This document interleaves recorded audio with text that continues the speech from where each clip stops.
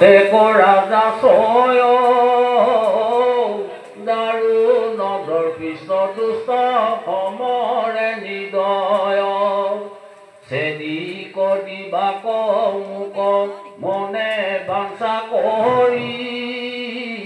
যুদ্ধ প্ৰবন্ধে আছে হৰধনু ধৰি কৰিলায়া টুপে টুপে অমৰ দুৰ্ভুৰ লীলায়ে যি লীলা স্বামী বিপক্ষ কমূৰ কৃষ্ণৰাম কদৰ থিয়া হবাৰু মাথাত দিয়া ভৰি আনিলা নন্দে আতি আমাক উদ্ধাৰি ছাগল দুঠক যেন কটা খেদাই মত সিংহ ৰাজে নিজ ভাগ লৈয়া যায় মোৰ শ্ৰেষ্ঠ ভাই পাপী ৰুক্মী নাম যাৰ জতাইলে যুদ্ধ তাৰ কত কটাই ঘাৰ খান্দায়েৰে চুল ধৰি কৰন্ত দুহাৰ কতেক কাতৰে প্ৰাণ ৰাখিল তাহাৰ মুণ্ড মুন্দি এৰিলন্ত কালি চূৰ্ণে চুই থাকিল পাপিষ্ঠ পৰি মৃত্যুত বত হুই ৰাম এহিমতে আনি মোক মিলাই উৎসাহ কৰিলাকে হব প্ৰভু প্ৰথম বিবাহ তলৈকৰ লোকে দিলে উৎসগী যৌতুক এহিমতে পাইলো প্ৰভু ঈশ্বৰ কৃষ্ণক ৰামানন বাঞ্চু মই স্বামীক উপাধি জন্মে জন্মে হুইব তান চৰণৰ দাসী এতেকে বুলন্তে নিৰনেতৰ বহয় ৰুক্মিণীৰ দেখি প্ৰেম ভাৱ আতিশয় ৰাম ভৈল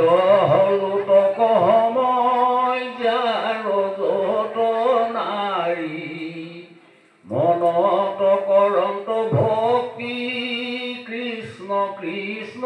স্মৰি মিলিলা বিস্ময় দেখি দেৱীৰ ভকতি শুনা হকি মোৰ কথা কহে জাম্বৱন্তী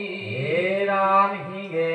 অৰণ্যত মাৰিলে প্ৰখে নক তাক মাৰি পিতৃ আনিলে সমন্তক হতা জিতে নজানি কৃষ্ণক দিলা দুখ হেন শুনি স্বামীৰ মিলিল অসন্তোষ ৰাম ভালো ভালো লোক কল গতলৈ বাচি খোজ গুৰি গতত পখিলা বস্ত্ৰ কাচি একেশ্বৰে পাইলাই আখি আমাৰ নগৰ যেন মহেন্দ্ৰৰ পুৰী মহামনোহৰ ৰাম ক্ষণেকে আনতাইলাৰিখ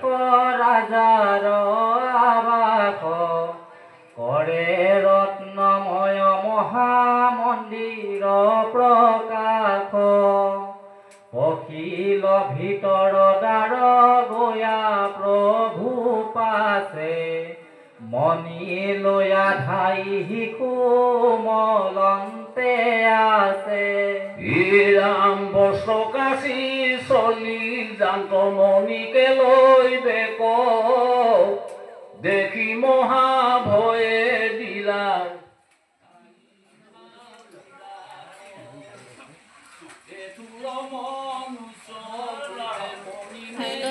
জেনেৰেলৰ ওচৰত মানুহ নাই অ'।